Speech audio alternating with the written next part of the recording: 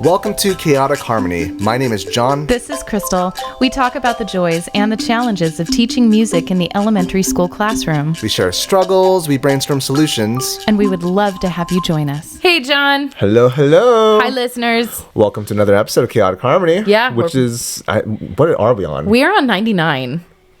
Officially. It is close. We're really close to 100. Though, Chris and I have talked about this. We're not In true Chaotic Harmony fashion. We're not going to have our 100th episode on the episode 100th. 100. Yeah, because we're dumb. But what we are going to be doing And is... we accidentally forgot.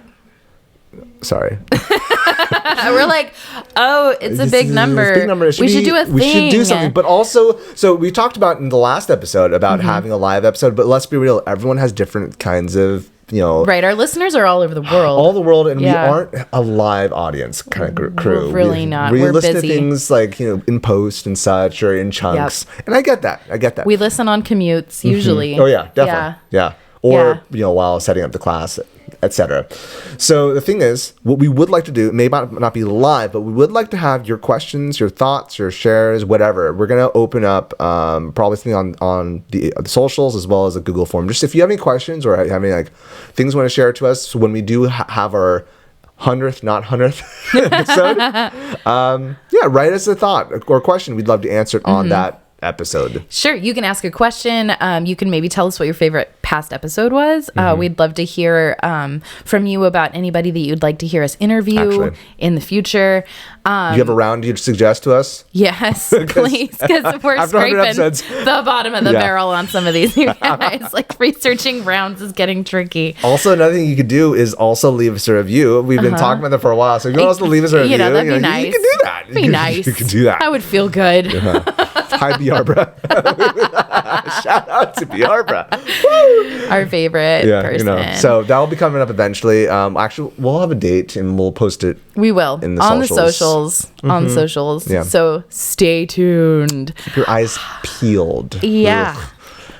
Parker doesn't like that word, that term, the keep your eyes peeled I thing. don't. Yeah. It's just, I'm curious what the etymology of that phrase is. You know what? Maybe we'll have to go down that rabbit hole later, but maybe not you can let us today. know that. Not today. Not today. Hi, I'm Crystal Pridmore. I'm Jonathan Seligman. Nice to see your beautiful face again. We just came back from fall break. Both of us had our own adventures. Yeah. We're going to talk about 3 separate things on this particular episode. Number 1, we're going to do a quick catch up on fall break. Number 2, Jonathan, I am so proud to say, was just named one of the Country Music Association's Music Teachers of the Year. Yay! Well, thank you. And he got to go to Nashville, Tennessee. First time. Receive that award. Which we'll talk about more in a bit. But it was first time. He saw this guy that you might have heard of. Kark, I think. Kark. Because he's Kark trash. If you haven't heard that story, have we ever talked about it here? I don't think so. I don't know. We'll get there on that segment, but okay. Yeah, Mark was there. It's not a long story. He's Mark with a C, and he told that to somebody, and the person said Kark. It was in our chat during the Zoom days. We were chatting with each other as music teachers in the district. Kark? What? It's like, don't you know who he is? Come on. Mark with a C. Okay. And then we are going to also talk about the MegaArts Conference here in San Diego. Exactly. And if you listened a couple episodes ago to Pauline Crooks. Right. Episode 96.5. Yep. She is our VAPA coordinator for the entire county of San Diego. That's a lot of people's. Yeah. Yes. So we'll kind of break that down. You can, we'll hit that up. But how was your fall break? It was so amazing. What'd you do? Okay, so in Chula Vista, we get a fall break because we're a year-round district. Because also we're Chula Vista, we call fall break not in fall. So it's not, I mean, it kind of is. It's not fall yet. It's not? No, fall happens this month, I believe. In October? No, it's September 18th. No way, Josie. I am Googling this right now. So, we have a fall... So, as Crystal's Googling it, we have fall break because we're September year-round 22nd school. is the equinox, dude. That's the first day of fall. I don't believe it. It was 100% during fall. Fake news. You were wrong. I was wrong. You could dunk me. Hit me up at Mr. Seligman. It's fine. It sure has not felt like fall. That's the thing. That is valid because it has been a full-on heat wave down here for a while. But anyway, it was amazing. Cool. Our family took a trip. We took a cruise. It was really great, which is just like the ultimate in getting pampered. And I always appreciate going on vacation somewhere where I don't have cell service. So that's kind of key for me to relax. I need to be unplugged from my phone because all the ding ding ding and the buzzing, the notifications, I just can't handle it. I like the opposite. I actually installed Teams on my phone. You're so weird. During fall break. That's a lie. And I'm not going to let you sit here and lie to our listeners like that. You're a true citizen of America. Thank you. No, I get you there. That's a huge thing. So, so you went on a cruise. We went on a cruise. Have you been on a cruise before? Yeah, several. Okay. Yeah. Okay. Well, It's several. just I know, I'm bougie. It's the ultimate in like having everything brought to you. And actually like it's pretty affordable because it's all inclusive. So it's just nice. You get on the boat and you think about zero things. It's like, do I want chicken or fish for dinner? These are the decisions you make on a cruise. I will get chish. Actually, you can get both because it's all prepaid. Hey. So you just get all the things. It was awesome. We had a great time. What's been your favorite cruise other than this one, if it was your favorite one? I really did enjoy this one. So sans this one, not included. Sans this one? Yeah. It's hard to say because they've all been for different reasons. But I have really special memories on. I went on one with my grandparents for their 50th anniversary. Oh, that's special. And the entire family went, and it was a long one. It was like a 2-week one. It was over Christmas. It was 3 years. It was a long. the that's a long time to be on a boat with your extended family. Okay, that's fair. But it was beautiful. It was in the Caribbean, and it was on Costa Cruise Line, which is an Italian cruise line, and it was really great. Cool. So it was a long time ago, though. It was like 18 years ago, which makes me feel so old. How old was I 18 years ago? Oh, don't even do that math. Oh, but I want to. I want to. Yeah, Bryan and I were engaged, so he came along to be the documentarian. Was I 16? Is that accurate? Little baby Jon. 18 months, yeah. Oh, wow. That's a long time ago. It was a long time ago. Far, far away. It was a long time ago. Shoot. It was really fun, though. That was a great one. This cruise was solid. It was. You know what's funny? I just had this memory, though. Go for it. Because it's an Italian cruise line. It was over Christmas. Like on Christmas Day, we were on the boat, right? This was like their first cruise that they'd ever done for Americans. And so they were really trying to like cater to Americans. And they had like 10 Christmas songs that were just on a loop the entire cruise, including little Michael Jackson, that Santa Claus is coming to town. And I cannot hear that song now without like visualizing myself walking down a hallway on a cruise ship. Oh, man. That poor kid was flat on that song. It's just so bad. Oh, it wasn't a recording. It was someone singing it. No, it was Michael. Oh, okay. Not to diss the king of pop or anything, but rest in peace to you. he didn't quite make that, like all those notes. And you were saying, I feel like you were criticizing my take on the Beach Boys, or sorry, the Beatles. Sorry, the Beatles supposedly. I don't think Michael Jackson needs. Okay. Anyways, well, it's fine. I've completely discredited myself in the last 5 minutes. I'll see myself out. We'll put in case you missed that. We'll put in the outtakes. We had a great time. We took our kids, and it was just a great way to keep the whole family happy. Yeah. And I drove a jet ski. Oh. That was cool. Huh. Yeah, I saw a turtle. A twiddle? A twiddle. On the jet ski. Like, it didn't get on the jet ski, but like, I saw it from the vantage point of the jet ski. It's like turtle jumping on. It's like, yo, bro. I went really slowly. Whoa, Crystal. How was your fall break? Fall break was good. Yeah, my partner and I went to Utah. We went to see Zion National Park, and it was really good because, well, two things. Thing one, Zion is nice because it was nice to... The last time I was in Zion was when I was maybe 10 years old, 11 years old, and I got into an argument with my brother, and that's all I remember. Oh. My brother just pissed me off, and I was like... I stormed off. I remember vividly. I stormed off. My parents Zion found National me Park is reading a book, and so this was nice to like reclaim that. Kind of. But then went there, and I love traveling to national parks, but I went there, and I felt like it was not a national park because it felt like Disneyland. It was so frustrating. There's so many people, and I was hoping like, oh, it's gonna be fall. It's past peak season. It's not gonna be as busy. I can't imagine how busy it is during peak season. It's like, I was just like walking. I was trying to get pictures. So many people were pushing me. It was very competitive also. It felt like everyone was trying to get to the destination, get the pic, get the gram. It's like, and then like, I remember this one person where we're trying to walk to the shuttle, and this one person runs then jumps on, she pulls out her camera, starts recording everyone who didn't make it. Oh, and man. I think it was not the intent. That was really how it felt like. Wow. It's like, we'll get there. Can we just chill for a second? So, dude, Zion was something. But we went to Zion, and we went to Bryce. Bryce was amazing. Okay. I think the best part of Bryce.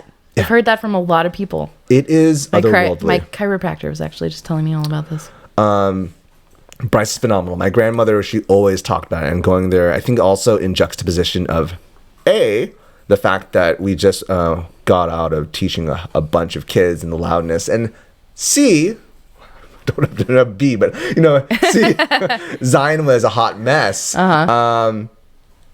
Like the silence was so nice, and just walking, you hear the crunch of the rocks beneath your feet. That's what you want. It was so nice. It was really hot though, but it was really nice. So we drove the whole way. We drove to St. George, then to Zion, then we went to Bryce, then we went to Capitol Reef for barely a day. And you'll be proud of me. I texted you about this. I, for the first time, had a massage. I am so proud of you. It was something. Embracing the finer things in life. Yeah, it was my first experience having a massage, and it was funny because I was being massaged, and she says, like, do you hike a lot? Man, you're really, really tense. Like, You're like, I'm just naturally tightly wound. I did hike a lot, but like, I don't think that's it. And it's just, do you drink enough water? No. I'm a teacher. No. The bathroom's across the school. Yeah. And so it was, especially when she got to my quads. Like I asked her, on a scale of 1 to 10, how tense are my muscles? You're an 8. And so she got to my quads. Why would you even want that rating? I don't want to know.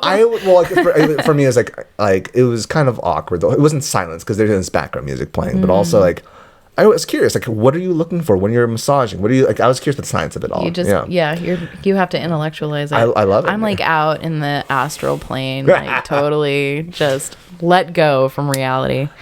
But it's beautiful. Then she gets my quads, and she's like, and you hear the ethereal music, whatnot, and I'm mixed about that stuff, but it's fine. It's like all calming, and then next thing you know, she whispers, "Drink more water." Called out. She's like trying to speak to your subconscious. As she's like pushing against my quads. Drink more water. Oh, that's beautiful. So that was nice. And I left, and like Christy was next. Just gonna get you like hydration things for Christmas. Like I try. I've been trying. You need some Liquid IV, friend. No, I mean this episode is not sponsored by Liquid IV. I've been actually drinking a lot of Noon. I drink hikes, and like Noon is nice because it's less sugar, but also this episode is also not brought to you by Noon. But if you want to talk to us, just saying, we'll listen. We will listen. But like, yeah, it was like, even during the hikes, like it was like I was drinking so much, and it was like constantly getting dehydrated just because of how hot it was. Anywho, as I left my partner's, it was her turn, and she says, she just started laughing because me in the robe as like this not deadpan, this like utterly relaxed face. You're like, I'm a marshmallow. I've not seen this one before. But yeah, then we went up north to near the Salt Lake area, and my partner and I went to meet Sarah Inoue-Mano, who we've talked about. Mika and Sarah in earlier podcasts, and how they did, for me, the most powerful workshop I've ever been to, the teaching Japanese American internment, or incarceration, really. And so it was great. It was a really good trip. It was long, it was a lot of driving, and then I went up to Sacramento to record a podcast, which you'll listen to later, with our friends from Arosa. Hey, Arosa. Hey, Genesis. Hey, Jasmine. Hey, Jamie. And then, yeah, it was just a good time. It was just very packed. That's all. And so I got back. And you had a trip. It wasn't a vacation. We've talked about this. I need a vacation. You do. For my vacation. I know. You just want to punch people who say that. Like, but it's true. It kind of is. It's true. We got back on Sunday night at like 9:00, and then I was at work the next day, and I was like, oh man, that was a rough transition. I was up like I couldn't go to sleep on Monday night because I feel like I did nothing for 2 weeks, and then on Monday I was from 6 to 6. It was like emails, and like I was just trying to catch up. It's a lot. It's a lot, and it's always a lot to go back to teaching. So but it's nice to be back with the kiddos. And I love fall break. Thank you, fall break. Oh, fall break is the best. Shout out to fall break. Yeah. MVP. Yeah, it's worth the short summers. Yeah. Short summers are rough, but They are rough. Yeah. But fall break. Yeah. It's the stuff because you get all the deals. Get all the deals. You still get the good weather. Theoretically, no one's there unless you're in Zion National Park. Yeah, well, I mean, now you know. Now you know. Now you know. Now you know. Saved you some time. Yeah.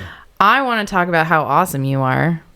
Let's talk about the CMA award. CMA, yeah. Yes. So Jon's a big deal. Nationally recognized music teacher right here. It's so weird. It's amazing. It's weird. That's awesome. Tell us about it. What was the process like? So, someone nominated me.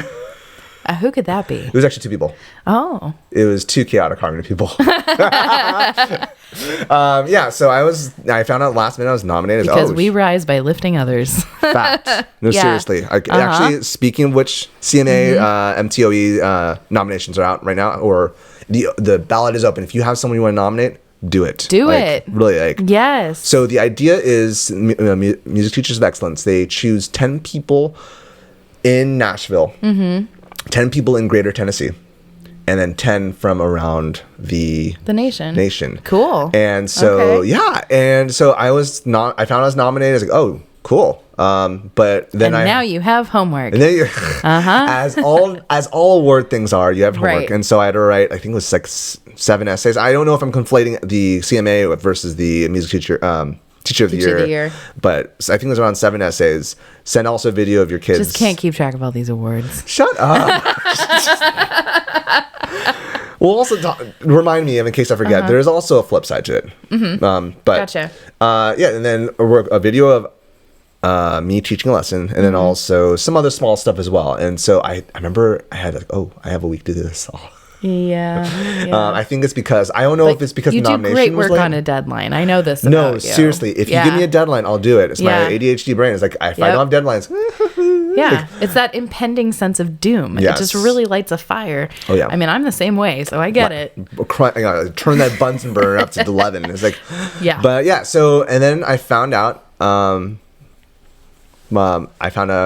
It was like I was going to get lunch, and my principal said, "Hey, where are you? I need you to fix something for me." It's like, so I was like, "Oh, I'm just grabbing lunch from," I don't even remember where I went to. It's like Panera or something. I don't know. Came back, and I went to supposedly fix something. The next thing I know, the video shows up, and then everyone starts cheering for me. It's like, "Congratulations, you got it!" It's like, "Oh, it's so very." It's like I was really honored. It was truly. I love the community I teach in, and it's really great to have people that are supportive of the arts. I know. I talked with people who teach at different schools, and that's not the case. And so I'm grateful for where I'm at. Yeah. So that was the process. Yeah. That's awesome. And then tell us about going to Nashville and what did that entail? Because you said it wasn't just the award ceremony. Sure. Yeah. So thankfully, CMA. First off, thank you, CMA. They flew me out the day before. So I got to Nashville on Monday night. And then Tuesday morning, there was a professional development.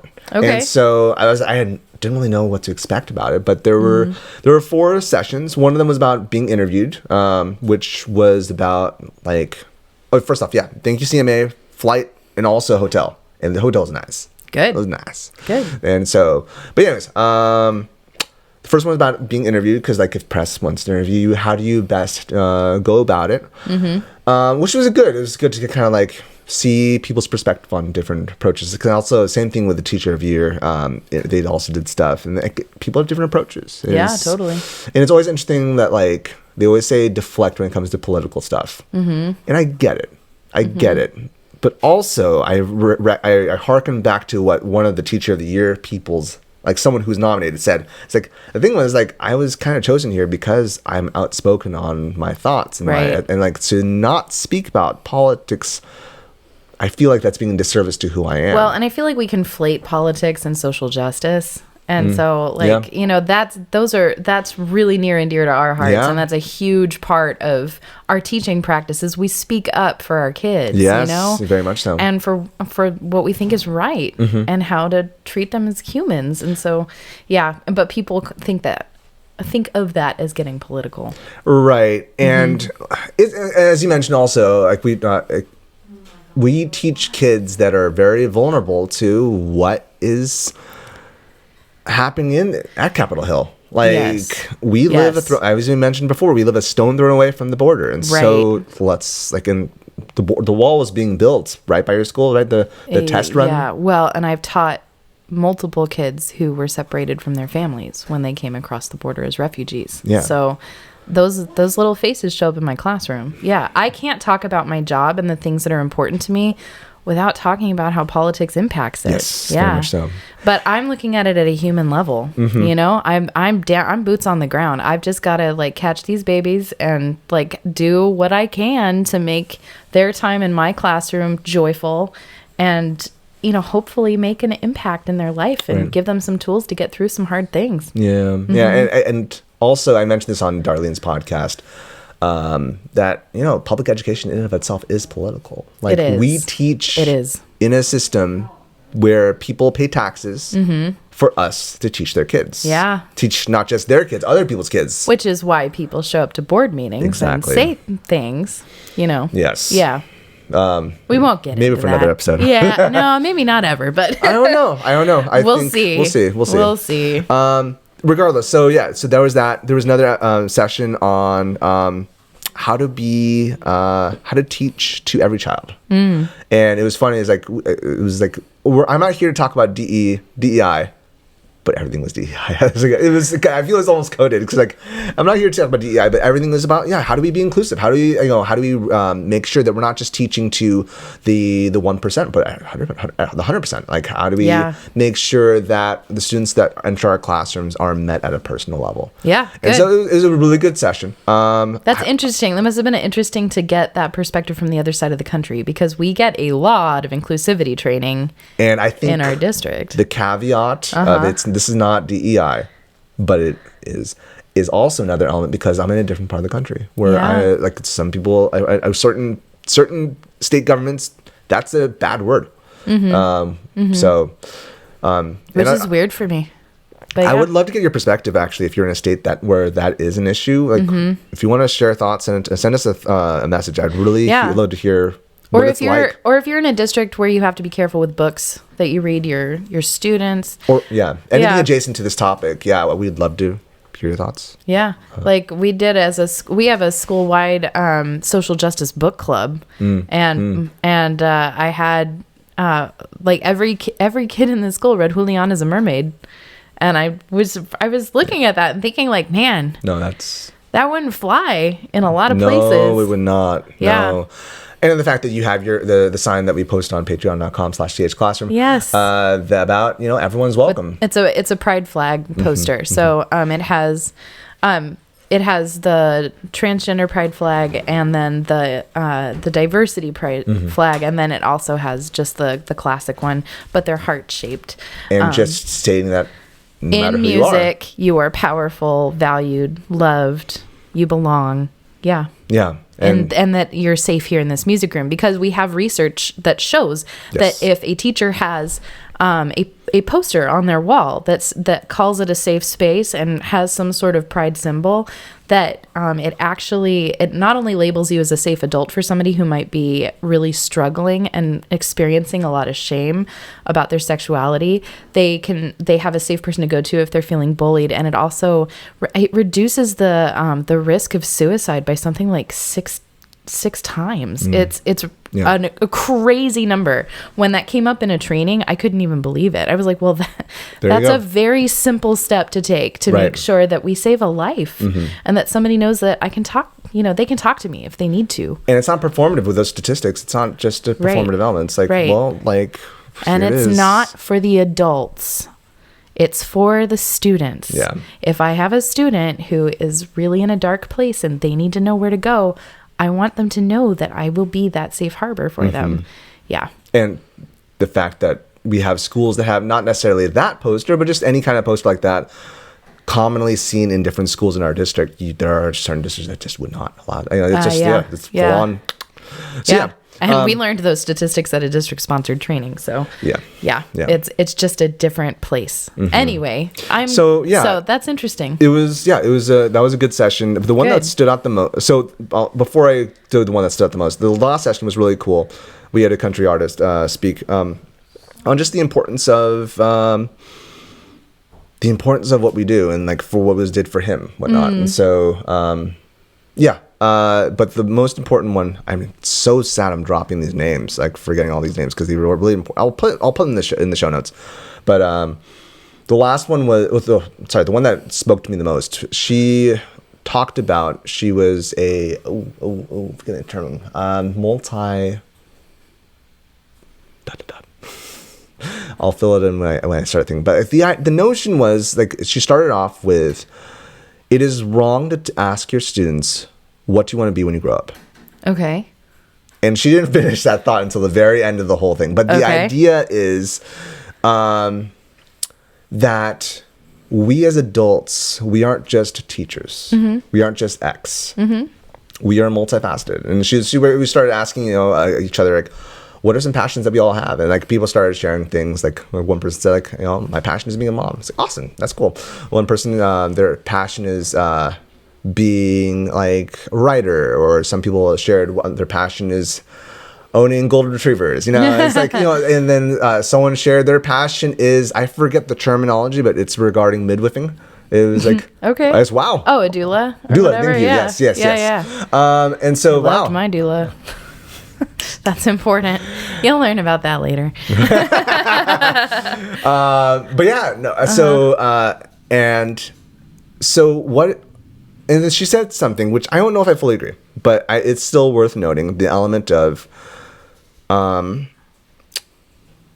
we get burnt out when we start doing things that make us things that we're not passionate about anymore. And I don't know if I fully agree with that statement, because I think we can be passionate about something, but due to the pressures of above, we just keep on. It just becomes too much of a grind. I think that's true. I know I've been burned, not fully burned out, but I've been burned out, and like that's not because I'm not passionate about what I do, but So I think it's a little more nuanced than that, but I think it's very valid because there are other things that I am passionate about. I really want to explore, and I've shared on the podcast several times about more visibility and doing that for music education. But well, we're always happiest as humans when we're building. Yes, we really are. And when you get somewhere where you're stagnant, then it's time to move on.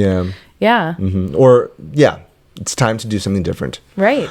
And then we started going a little more deeper and like, what is something you tell your students that you don't feel yourself? It's, oh man, this is therapy time. And I'll be honest, like the one that I shared was, you are enough. Have you seen Inside Out 2? No. Not yet. I'm not going to say anything, but like, there was something that just definitely, I broke into tears in the theater. It's just because like, that is got you in the feels. So I can just say something that's in the trailers, but like the whole element that there are other emotions in this film, anxiety being the one, and that's like everyone says, oh, what emotion are you? Are you joy? Are you sadness? From Inside Out 1 for me, it's like nothing really sticks.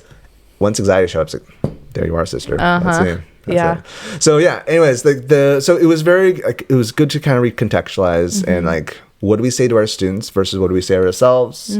How do we relight the fire that's in us? How do we like see ourselves as not just teachers, but we are multi-hyphenate? That's what she said, multi-hyphenate. We are many multifaceted people that we do different kinds of things.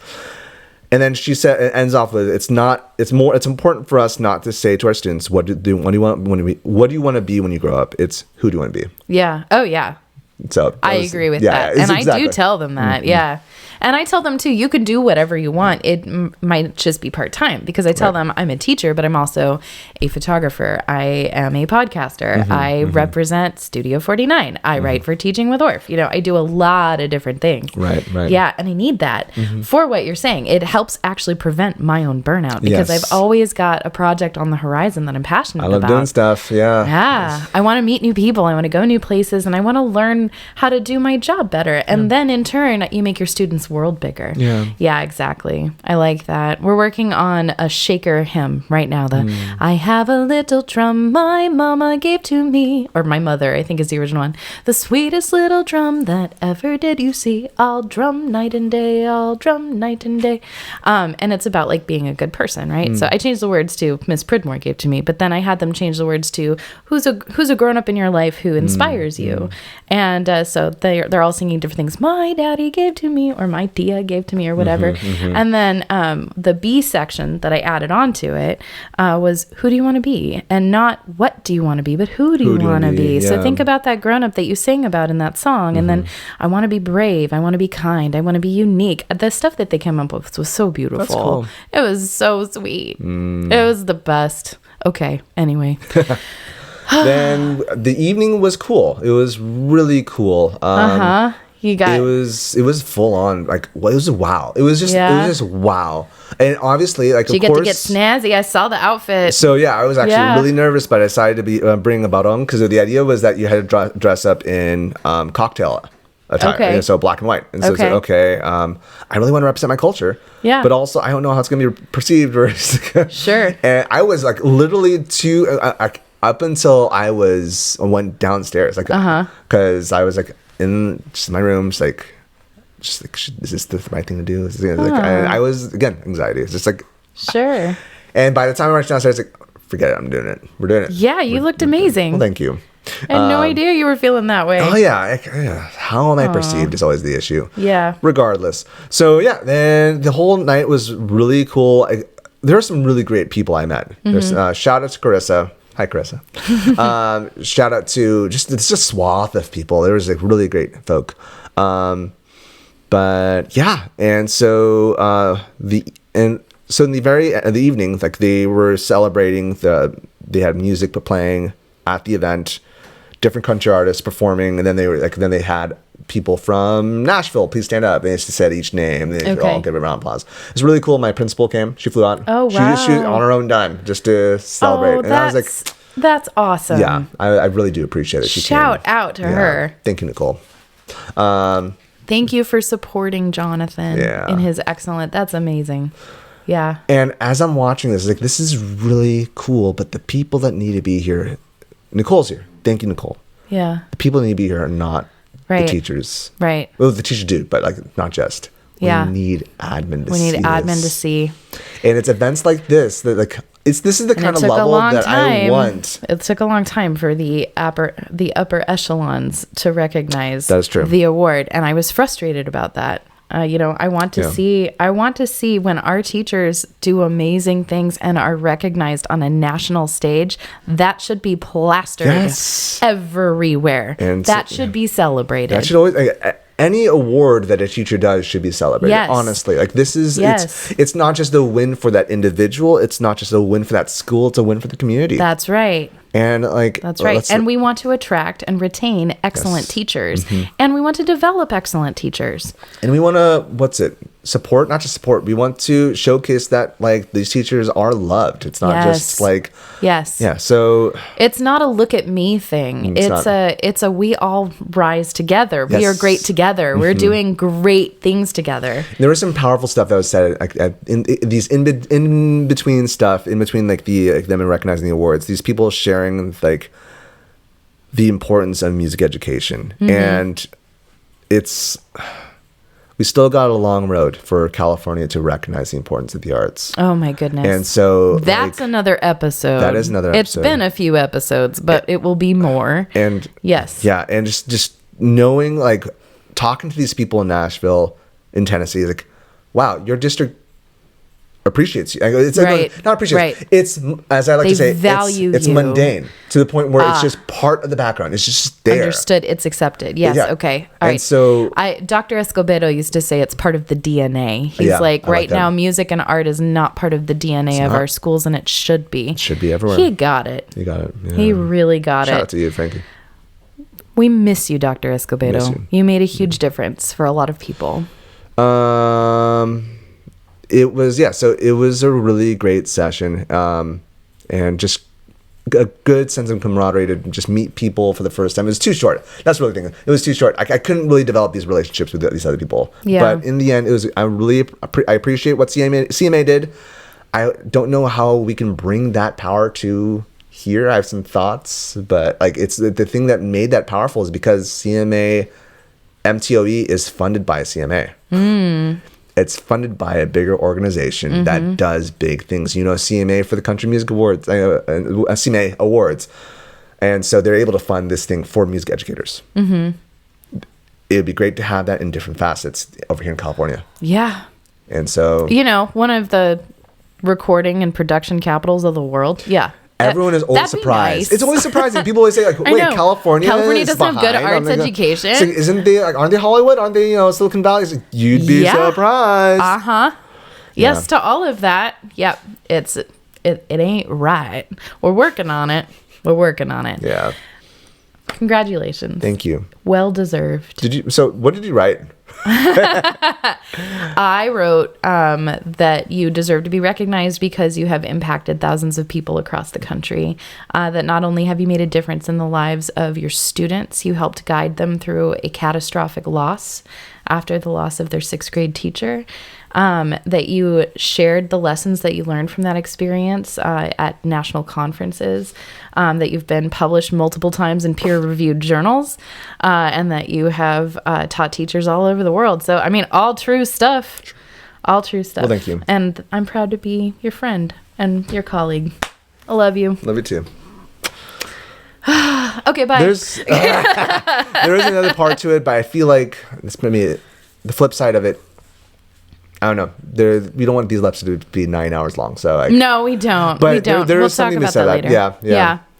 There is always a flip side to the awards. Yeah. I'm interested to unpack that with you later. Mm-hmm. I definitely have had that experience as well. So, let's talk about MegaArts. Yes. So what is it? MegaArts, in case you don't know, go check episode 96.5. But also, it is this really cool event that was also 0.5. What is that? It was a bonus, and I was trying to. It's like, what is this numbering system? I was trying to filibuster so we didn't reach episode 100. The board did not approve this. Sorry, Commissioner. But no, so it was dumb. But anyways, but like, it's so dumb. But it wasn't. MegaArts was not dumb. MegaArts is this conference that's been going on for, Pauline, correct me if I'm wrong, 13 years. Oh, that long. It was earlier than when I first arrived. Okay. Yeah, so it's been, I think, a couple years before I went. And I've been there for almost every year. I recognize there's 1 year I did not go. And ironically, I was on the big screen for that. I was like, oh, whoops. Oops. But, yeah, so MegaArts is this place, event where educators of all forms of VAPA come together in San Diego, and they outreach to people all over California and all over southwest USA, essentially. And it's has workshops on all forms of VAPA: dance, visual art, digital media, VAPA music. is a California acronym that stands for Visual and Performing Arts. Yes. So yes, dance, music, drama, digital arts, like you were saying, visual art, yes. As well. All the stuff. I feel like I always missed something. Dance, theater, music. That's what it was, theater. And the 2 arts. Yeah. Before COVID, it was massive. We just take over all of Balboa Park. It was phenomenal. And then the committee did a great job pivoting when we were on when COVID hit for the first couple of years of COVID. Like, they found a way to pivot, which was great. And then you and I also presented at MegaArts before COVID, which was really fun. Did. Yeah, we did. I've presented at MegaArts, I think, 3 times. 3 times? Wow. Yeah. I've done twice. Okay. So I need to up it again. Yeah. But yeah, so this year we were at the marina, and it was really cool. It was, first off, I was able to go to Susan Stuber's session, which I've never seen her teach. Oh yeah, I've never seen her teach. Oh, she's lovely. And it's like, oh wow, this is. And it was a good reminder, especially as we were going out of fall break, to just be reminded, oh, this is another way to teach ORF. This is another way to teach ORF from a great teacher who approaches it differently, but just as valuable. We have some excellent ORF teachers in San Diego. Yeah, we do. Yeah. The second session. Sasha was supposed to present, and she was sick. Oh no! So I ended up filling up for her. Oh, good job, Jon. So, but like, I didn't know you did that. Yeah, it was wild. So, wow. Yeah, like Pauline asked me and also Matt, Sasha's boss, to speak on her behalf. And you know what? Shout out to Sasha. Even though she was sick, she was like last minute sick. I was reading a script that she was typing on, like, as she was, in bed, typing up the script based off each slide. And so I was able to give some framework. And I would love to have Sasha back on. She was, I think her episode is the most popular YouTube episode we had. Yeah. It would be good to have her back on because what she shared was very powerful. It's similar to what I mentioned with the CMA session on how do we approach students at their level? How do we teach at their level? And that's just a scratch on it. But I would love to have her back. And absolutely. Yes. She was also a brand new baby teacher when we had her on. Yeah. She's had some experience. Just a couple years. Yeah. And then the third session was fine. And then the fourth one was the one that stood out. It was about what we do right now. Podcasting. Yay! Hey! But podcasting from a visual art perspective. And that's something I really love about MegaArts because I feel like the best sessions I go to are not music related. It's like, what's the other discipline doing? Oh, that's something that's parallel enough to where I can use it for music. And so, yeah, it was really cool. It's a very simple way of approaching podcasting, having kids talk on a piece. And, it's another way to assess their learning. In a sense, yes, but also it gives a way to.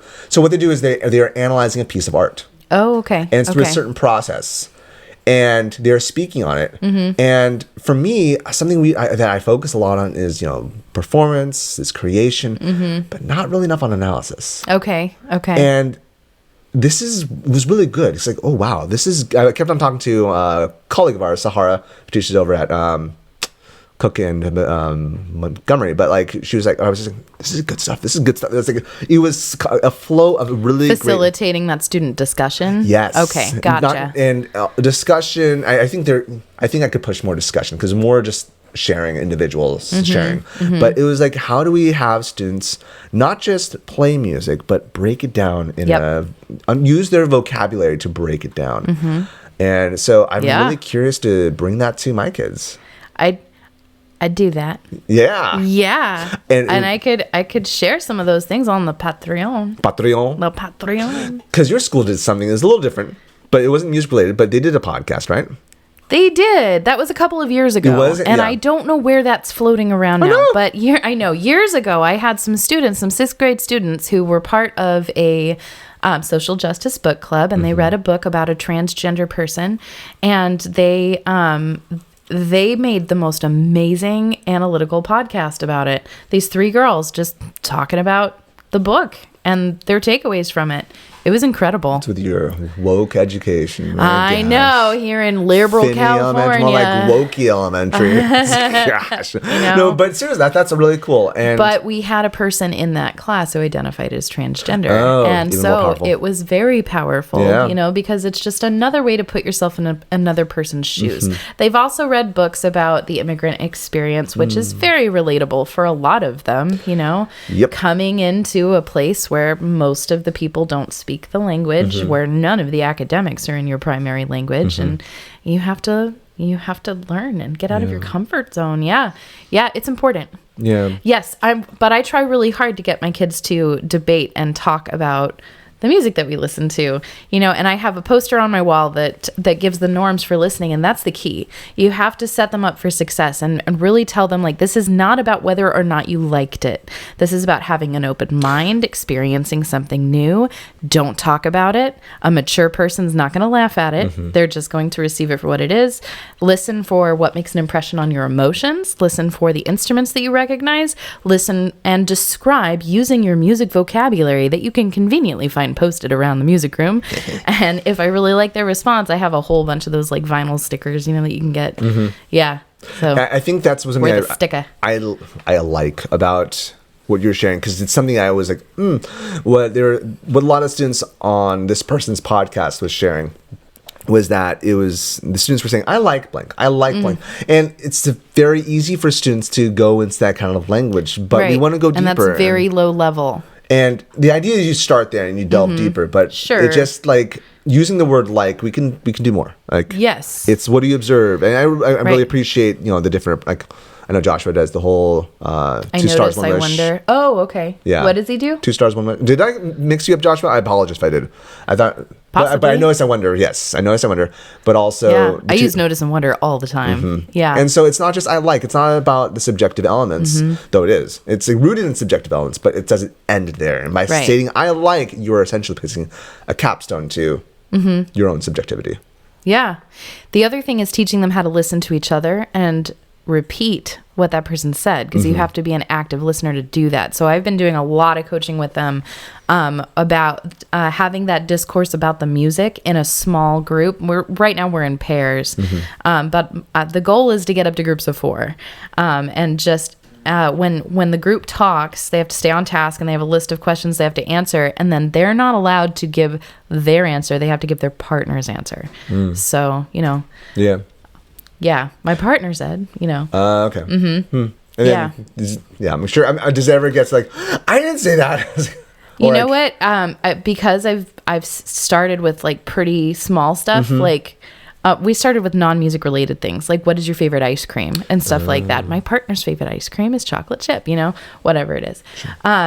And so now we're working our way up, and actually they're pretty good at it, but we had to start really small, and it's a slow release, like good teaching is, like the ORF process is. You start with imitation, and then you go to exploration. We model it as a whole group, then we model it in those small groups, and then the goal is to give them complete control over the discussions and have a student lead the discussion for the class, and then analyze it and produce data that says, like, this is what we think about this song. This is what we heard. This is what we wonder. This is the genre we think it is. This is where we think geographically it was.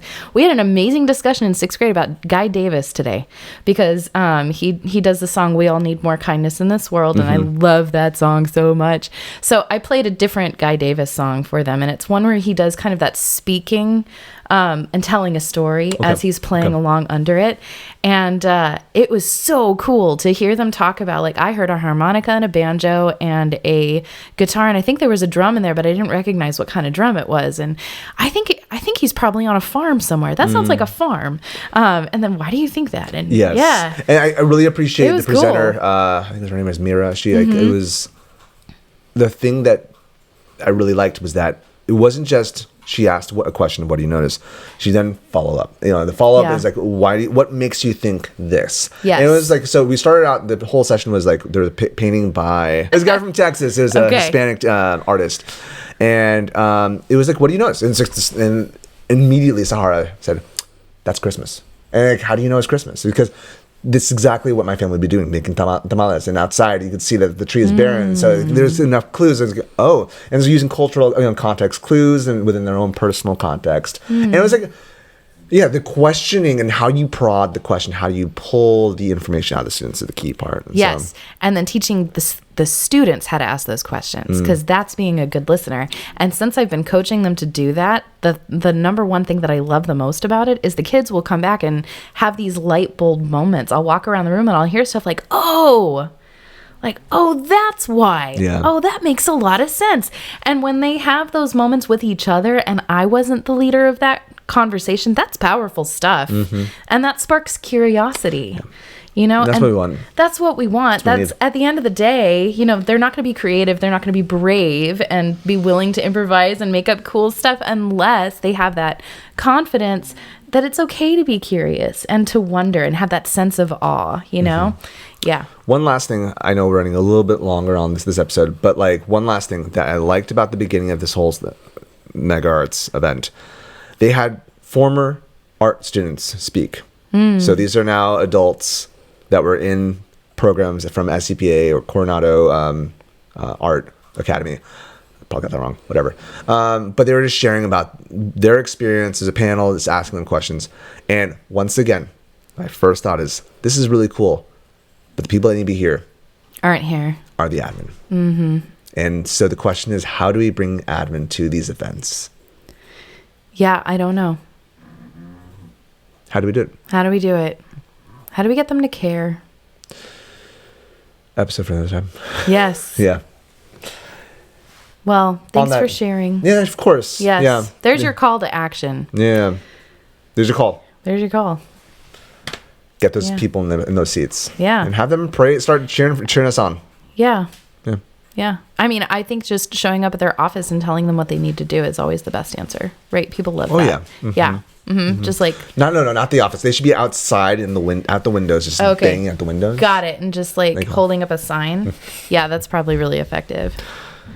Well, you know what's also effective? What? A break. Yes. I'll be back with the Spiccato after the break. I want to take a quick break and thank my husband, Bryan, who's been working behind the scenes producing these episodes every week on all of the platforms and on time. But you need to know that he is first a financial planner for Mission Trails Financial. Mission Trails Financial is a partner that seeks to guide clients in the journey to financial success. They believe that people need a financial advisor that aims to provide strategies for success. Mission Trails Financial helps people navigate investments, tax planning, and insurance. Imagine working with an advisor who isn't tied to specific brands. Mission Trails Financial has a fiduciary responsibility to act in the best interests of their clients by providing independent, objective advice. Their mission is to help clients accomplish their financial goals.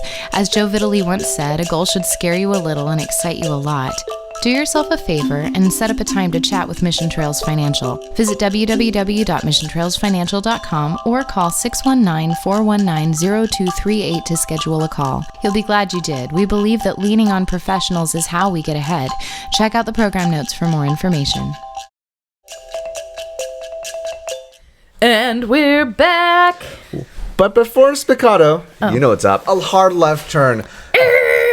99 episodes. 99 wow. episodes Actually, of chaotic more than that because we have harmony on 0 SoundCloud. and 0.5. We've done over 100 episodes, y'all. And thank you so much for all of you who've been a part of this. But in order to keep these lights and mics on, you know what's really helpful? Lights and mics. Lights and mics. Make sure you support the things you love monetarily. Like, it's not easy to do this thing. Us two, we got full-time jobs. So, like... help us out. So we have patreon.com/chclassroom. If you do want to drop us a buck, we have different things there. Lesson ideas, awesome posters. Also, we have merch. And also maybe around a book coming up. Maybe. We'll see. Would that be interesting to you? Let us know what also would be interesting to you. But also, go to patreon.com/chclassroom, drop us a buck. But if you can't support us monetarily, that's okay. This podcast is meant to be free. But you can still go to your app and leave us a review. Please. Please do. Please do. Leave us a star. Leave us 5 stars. 5. Sorry, I meant 5 to. stars. Yeah, leave us a review with a good amount of stars, healthy amount, full amount. And also, it's not going to hurt you to go to youtube.com/@ch-class and leave us a like there. So Yeah. follow us. Hit the bell. So Moving on. Spiccato. I have this cute little teeny Halloween pumpkin. A teeny weeny beanie.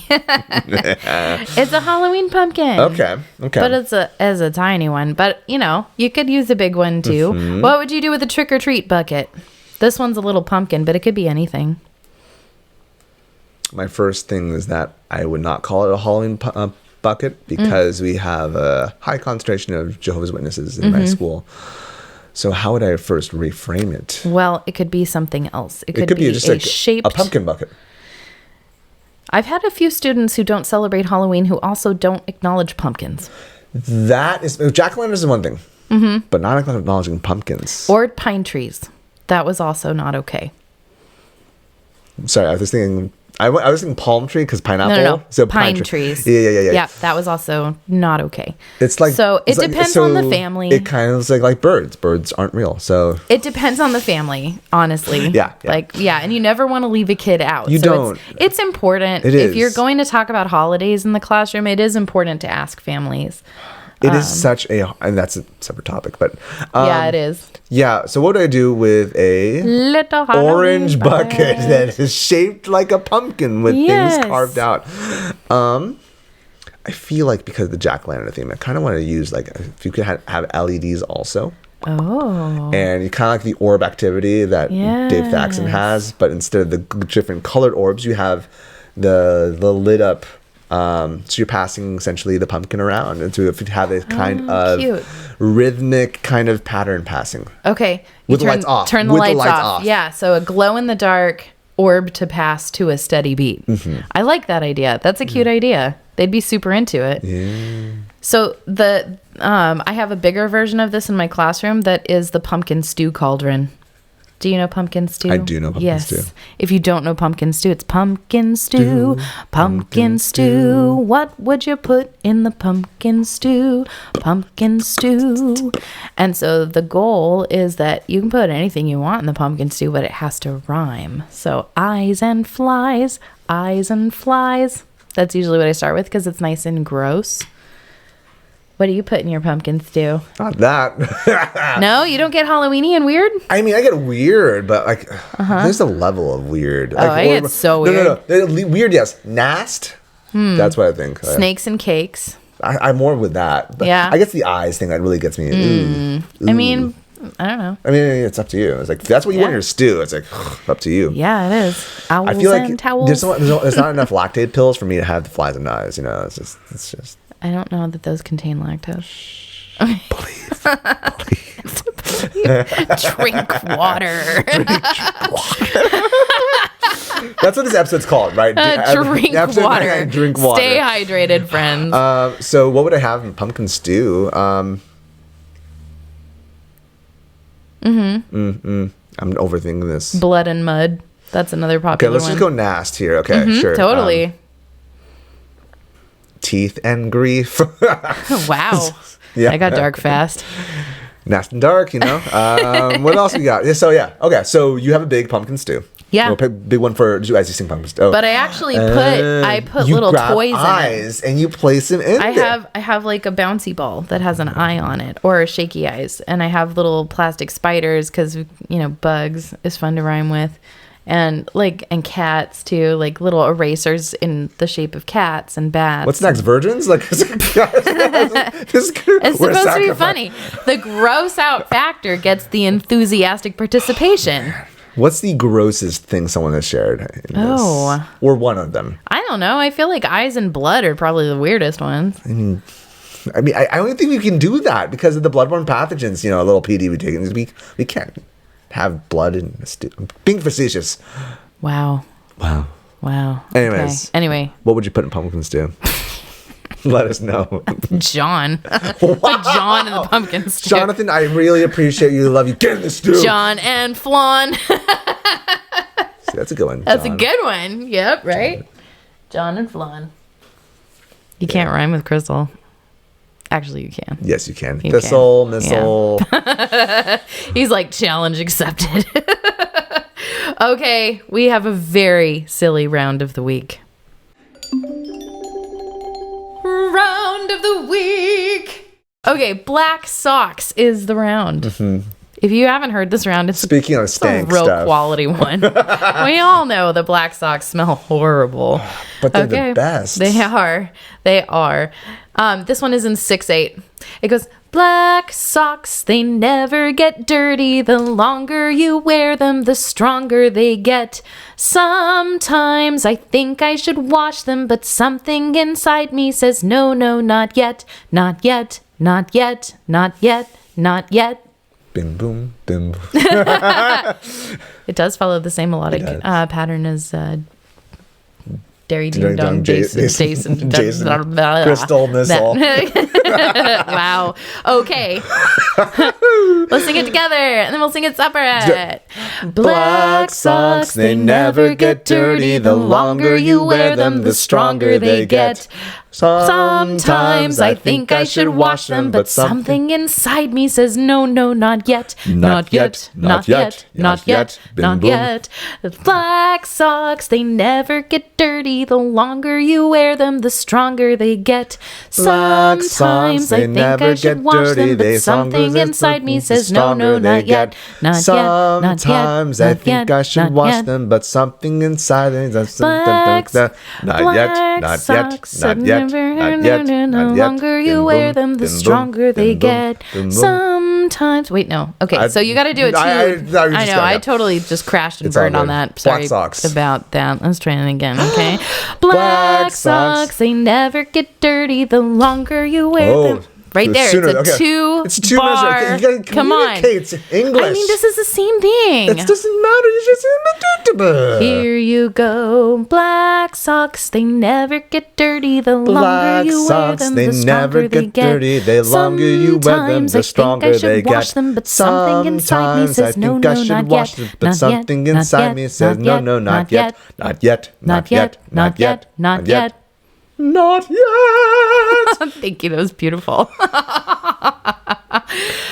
There is a really good page on this one on Beth Notes. Plus. BethNotesPlus.com. With a link to a really unhinged video.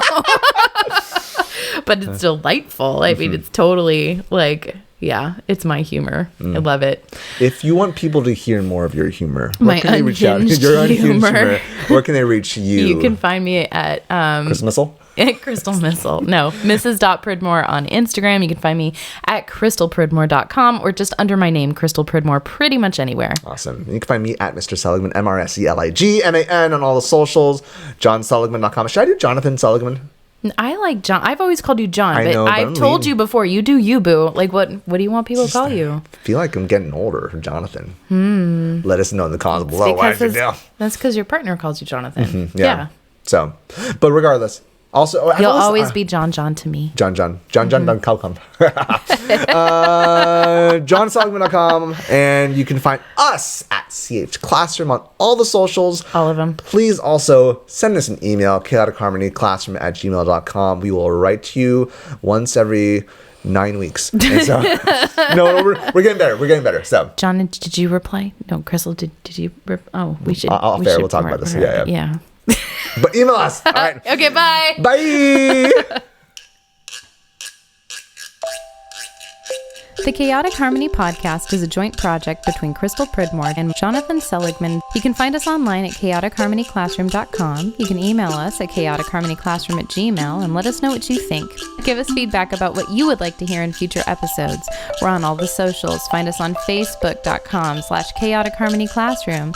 You can find us on Twitter at CHClassroom, Instagram at Chaotic Harmony Classroom, and you can even find our episodes on YouTube. Chaotic Harmony is the name of our channel. Special thanks to Bryan Pridmore for his help with production and equipment. www.pridmoria.com.